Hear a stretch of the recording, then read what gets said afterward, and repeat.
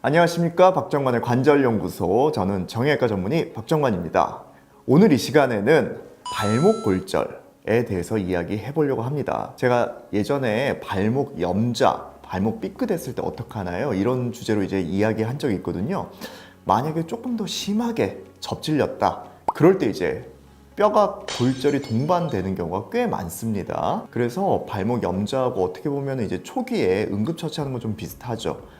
우리가 이제 부종도 빼고 해야 되니까 일단은 발목을 삐었을 때는 첫 번째 꼭 엑스레이를 확인해 봐야 됩니다. 가까운 병원에 가셔서 엑스레이 찍어보고 골절이 없으면 이제 제가 전에 말씀드렸던 발목 염좌에 준해서 치료하시면 되고, 안타깝게도 뼈에 금이 갔어요, 혹은 뭐 골절이 됐어요, 같은 말이에요. 골절이 됐다면 이제 오늘 영상 잘 보시기 바랍니다. 발목 모형을 좀 가지고 왔어요. 발목에는 이제 뼈가 여러 가지 있는데 대부분 이제 발목 골절이라고 얘기를 하면 내측에 있는 좀 두꺼운 뼈, 발목의 경골, 바깥쪽에 있는 우리가 흔히 이제 복숭아뼈라고 부르는 비골이라는 뼈, 이렇게 뼈 두 가지가 있습니다. 바깥쪽에 있는 이 복숭아뼈, 외복사, 외과, 여기가 부러지면 이제 외과골절 이렇게 부르고요. 안쪽에 있는 툭 튀어나온 뼈가 부러지면 내과골절 이렇게 부릅니다.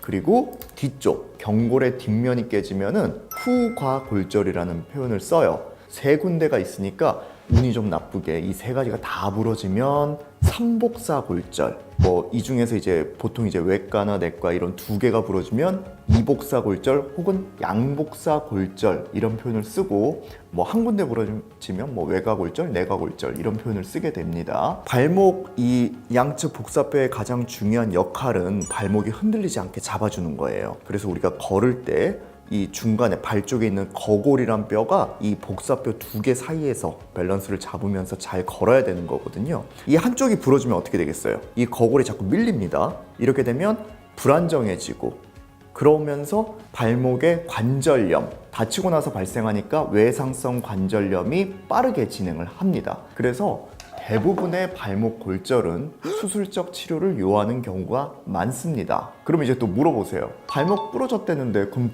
다 수술하나요? 물론 수술 안 하는 경우도 있습니다. 원칙적으로 한 군데만 부러진 경우, 그리고 전이 어긋남이 없다, 이럴 때는 비수술적 치료, 흔히 얘기하는 기부스 치료가 됩니다. 기부스 치료로 뼈가 붙을 때까지 고정하는 것만으로도 뼈가 붓기를 기다리면 어느 정도 치료가 됩니다. 하지만 최근에는 이제 수술 술기도 워낙 발전을 했고, 수술을 안 했을 경우에 나타나는 부작용이 많기 때문에 조금 더 조기에 수술을 하는 추세로 변해가고 있습니다. 그래서 제 경험에 비추어 보면 뭐 소아 환자거나 전혀 어긋남이 없다거나 활동량이 적은 분들, 혹은 이제 어쩔 수 없이 내가 마취가 좀 힘든 분들, 이런 경우에는 비수술적 치료를 하게 되고요.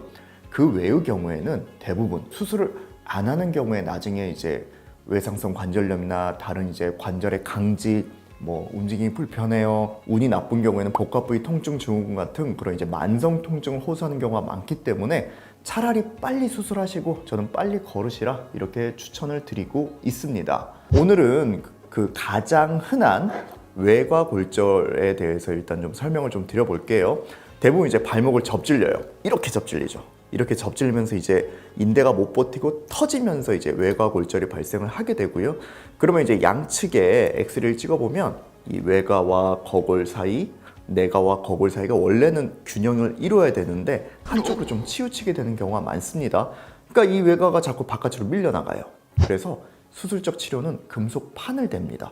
금속판을 바깥쪽에 댐으로써 바깥쪽을 좀 추가적으로 지지를 해줘서 외과가 밖으로 밀려나가지 않게 그렇게 해서 고정을 하게 됩니다. 예전에는 금속판을 대고 이제 나사를 박았는데 요즘 그 금속판이 많이 발달을 했어요. 그래서 금속판에도 나사가 고정될 수 있는 나사선이 있습니다. 잠긴 금속판, 뭐 영어로는 락킹 플레이트 이렇게 부르는데요.